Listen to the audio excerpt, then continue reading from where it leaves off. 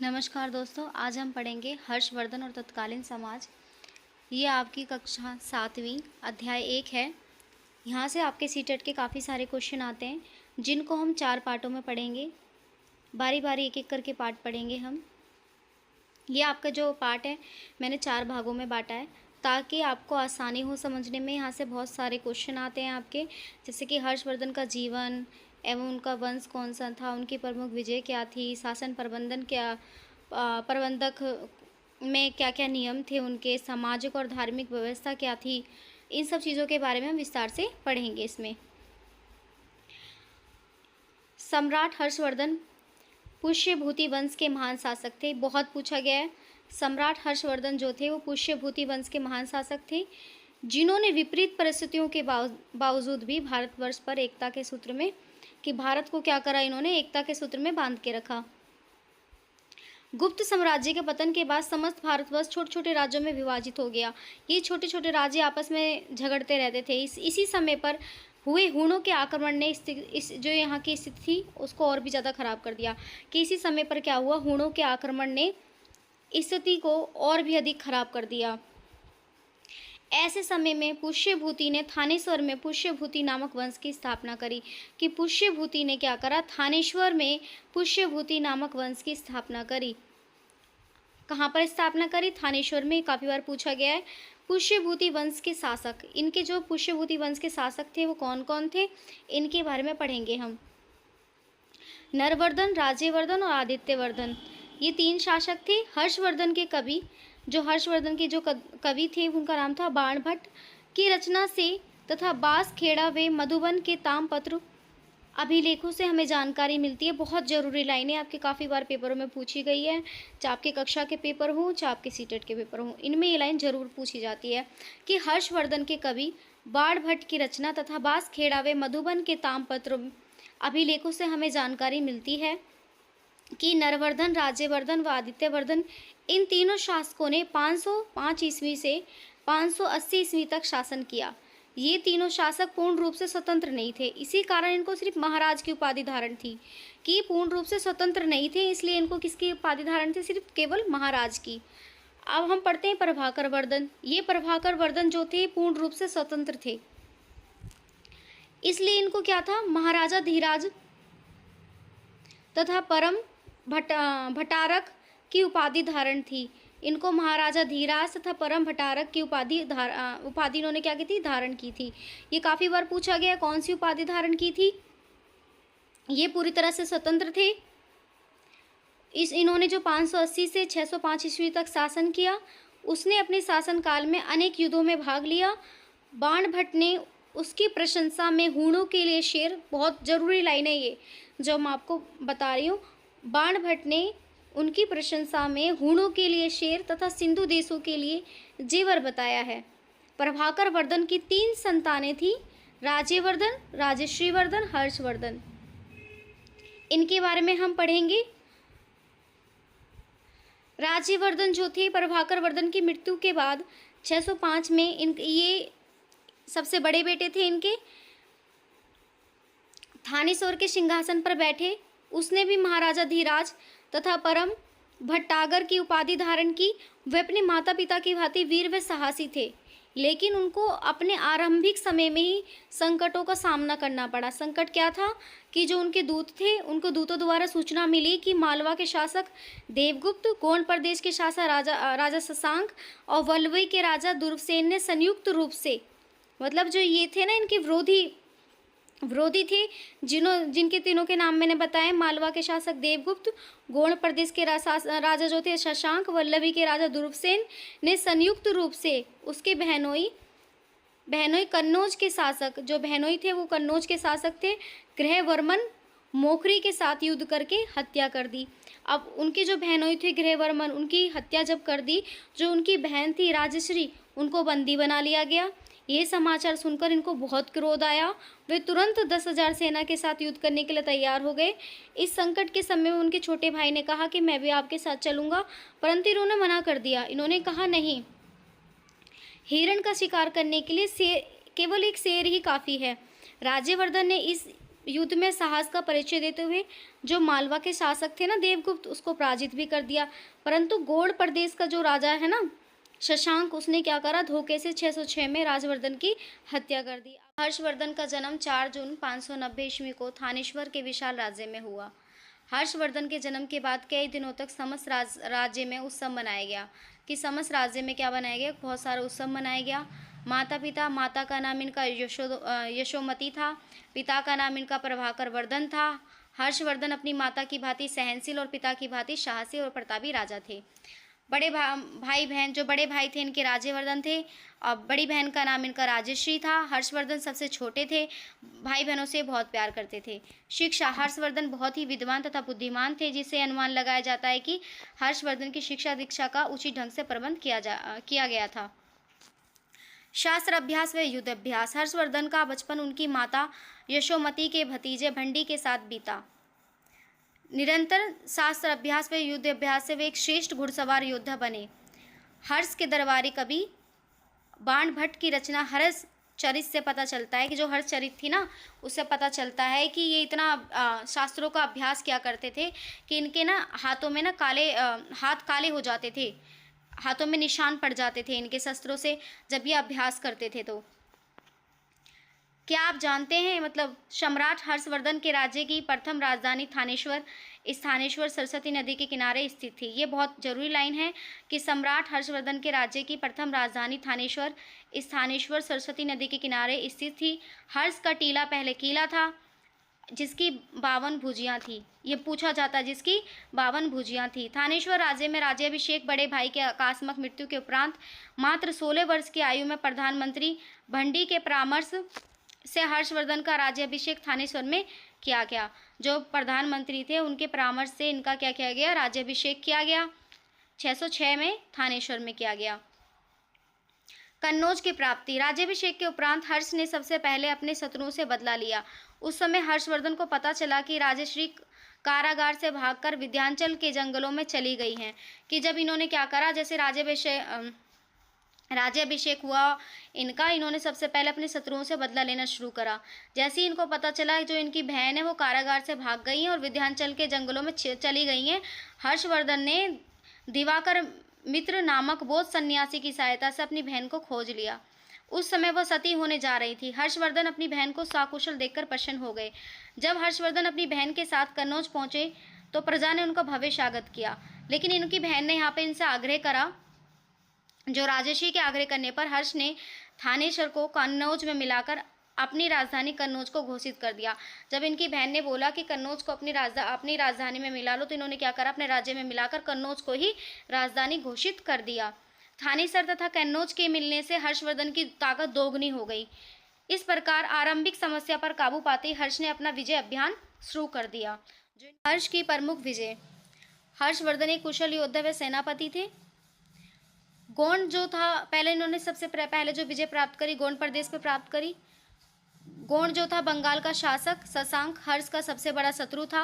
वह शैव मत को मानता था, वह बौद्ध मत का बहुत घोर विरोधी था। उसने क्या करा कि जो पवित्र गया का बौद्ध वृक्ष था ना, उसे भी कटवा दिया। शुरू में हर्ष ने क्या करा, भंडी को सेना के साथ गोंड पर आक्रमण करने के लिए भेजा, लेकिन भंडी और सेना उसको पूरी तरह से दमन नहीं कर सकी।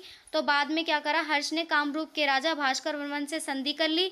इन दोनों ने मिलकर क्या करा, शशांक को बुरी तरह से पराजित किया। अंत में शशांक को युद्ध छोड़कर जान बचाकर भागना पड़ा। 5 प्रदेशों की विजय, हेसांग के अनुसार हर्षवर्धन ने अपने शासनकाल में 6 साल तक लगातार युद्ध किया। इन्होंने निरंतर युद्ध किया। इन युद्ध के अंत में हर्ष की विजय हुई। 606 ईस्वी से लेकर इन्होंने 612 तक युद्ध किया, लगातार 6 वर्षों तक। हर्ष ने इन्हें अपने राज्य में मिला लिया। ये 5 राज्य हैं, पंजाब, कन्नौज, बिहार, बंगाल, उड़ीसा। काफ़ी बार पूछा जाता है ये कौन कौन से राज्य हैं ये जो अपने राज्य में मिला लिए, पंजाब, कन्नौज, बिहार, बंगाल, उड़ीसा। वल्लभी की विजय, हर्षवर्धन के समय में वल्लभी गुजरात का एक शक्तिशाली संपन्न राज्य था। भौगोलिक दृष्टि से भी महत्वपूर्ण था ये। हर्षवर्धन ने क्या करा, 630 ईस्वी में एक विशाल सेना के साथ वल्लभी पर आक्रमण कर दिया। वहां दुर्ग सेना द्वितीय का शासन था। इस युद्ध में दुर्ग सेना की पराजय हुई। और ध्रुवसेना जो थे वो भड़ोच के राजा दादा द्वितीय के पास शरण लेने के लिए चले गए। दादा के कहने पर हर्ष ने क्या करा, ध्रुवसेन को उसका राज्य जो था उसको वापस दे दिया और ध्रुवसेन ने भी हर्ष की अधीनता जो थी वो स्वीकार कर ली। हर्ष ने अपनी पुत्री का विवाह ध्रुवसेन से करके उसे अपना जमाता बना लिया। फिर आते हैं हम कामरूप की विजय पर। अभी हमने पढ़ा था जैसे कि हर्षवर्धन ने कामरूप असम के शासक भास्कर वर्मन को पराजित करके उसके राज्य को अपने अधीन कर लिया था। भास्कर वर्मन वही है जिसने शशांक को मारने में उसकी हर्षवर्धन की सहायता की थी। अब उनके राज्यों को अपने अधीन कर लिया इन्होंने, किंतु हर्ष ने शशांक को हराने के लिए भास्कर वर्मन की सेवाओं को ध्यान में रखते हुए कि जबकि शशांक को हराया था इन्होंने तो इनकी मदद की थी, ध्यान में रखते हुए उनका जो राज्य था उनको वापस कर दिया। भास्कर वर्मन ने हर्ष की अधीनता पहले ही स्वीकार कर ली थी। कन्नौज सम्मेलन के दौरान उसने कई हाथी उपहार में भी दिए थे।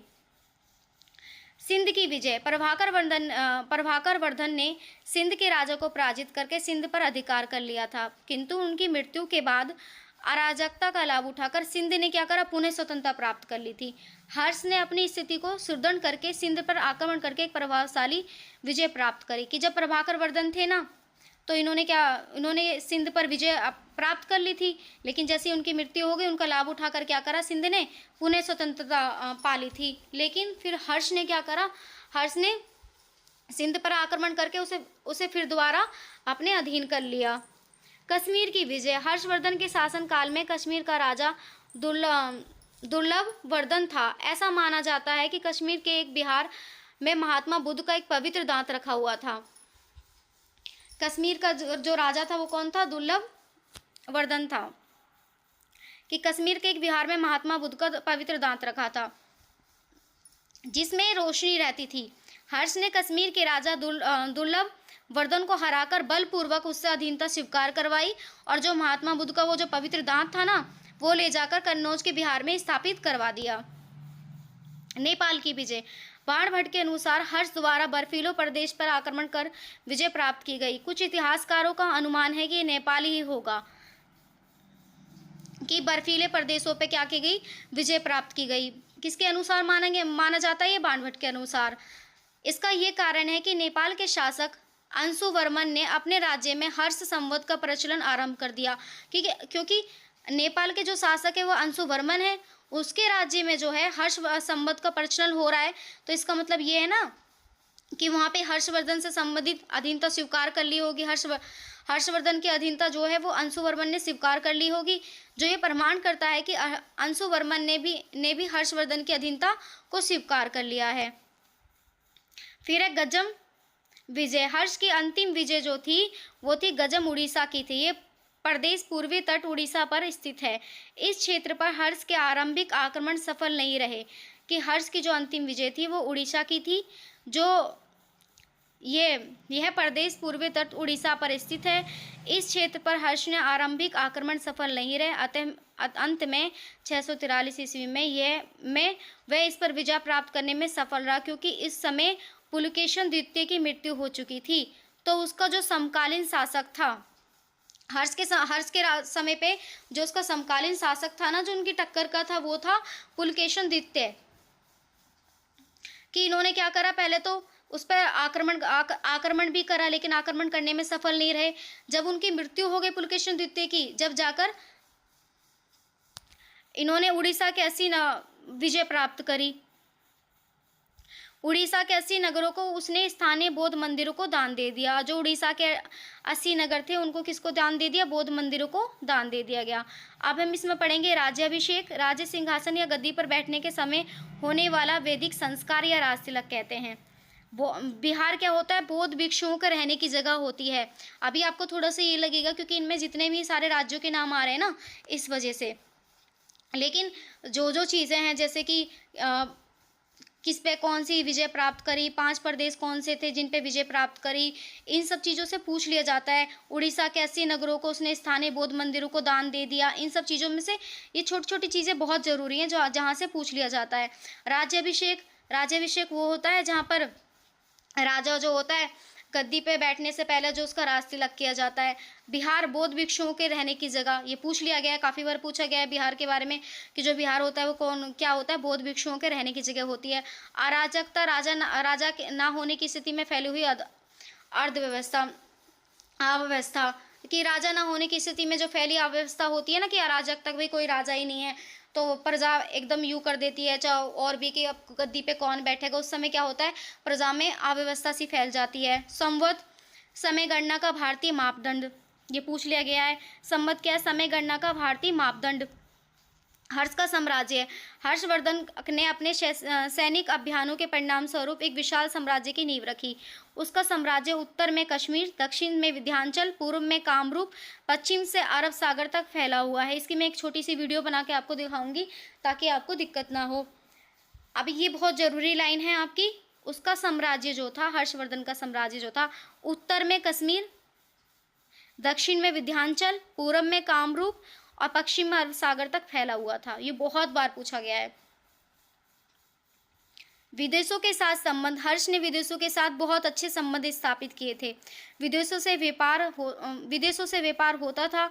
विदेशों में राजदूत भेजे जाते थे तथा भारत में विदेशी यात्री भी आते थे। प्रसिद्ध चीनी यात्री हेनसांग भी हर्षवर्धन के समय में भारत आया है। बहुत जरूरी लाइन है ये वाली भी। प्रसिद्ध चीनी यात्री जो था हेनसांग भी हर्षवर्धन के समय में भारत में आए। 8 वर्ष हर्ष के दरबार में रहे ये। हेनसांग को यात्रियों का राजकुमार कहा जाता है। बहुत जरूरी लाइन है ये। हेनसांग को क्या कहा जाता है, यात्रियों का राजकुमार कहा जाता है। पुलकेशन द्वितीय के साथ युद्ध, हर्षवर्धन उत्तर भारत का सबसे शक्तिशाली शासक था। जो हर्षवर्धन था वो उत्तर भारत का शक्तिशाली शासक था। दूसरी ओर मैंने आपको पहले बताई है जो इनके टक्कर का था वो थे पुलकेशन द्वितीय। तो दूसरी ओर पुलकेशन द्वितीय दक्षिण भारत का शक्तिशाली शासक था। हर्ष की भांति वह भी एक महत्वाकांक्षी राजा था। हर्ष द्वारा वल्लभी पर विजय के बाद पुलकेशन द्वितीय संकित हो गया और युद्ध अनिवार्य हो गया। जो कि हर्ष द्वारा वल्लभी पर विजय के बाद जो पुलकेशन द्वितीय था वो संकित हो गए और युद्ध अनिवार्य हो गया। हर्ष ने पुलकेशन का सामना करने के लिए 5 प्रदेशों से सेना एकत्रित कर ली। कि हर्ष ने क्या करा, उनका सामना करने के लिए पुलकेशन द्वितीय का 5 प्रदेशों से सेना एकत्रित कर ली। 633 ईस्वी में सेना के साथ हर्ष ने पुलकेशन पर आक्रमण कर दिया। यह युद्ध नर्मदा नदी के किनारे हुआ। इस युद्ध में हर्ष की पराजय हुई। कि जो इसमें क्या हुआ, जो इन्होंने 5 सेनाओं को मिलाकर, 5 प्रदेशों की सेनाओं को मिलाकर जो इन पे हमला करा पुलकेशन द्वितीय पर, ये नर्मदा नदी के किनारे पर हुआ था। और इनमें क्या हुई, इनमें हर्ष की हार हुई।